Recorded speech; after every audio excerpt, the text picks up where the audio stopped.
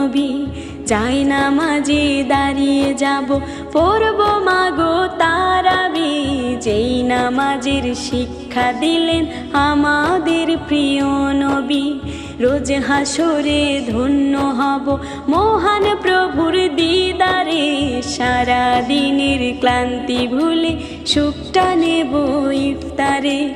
রোজ হাসরে ধন্য হব মহান প্রভুর দিদারে।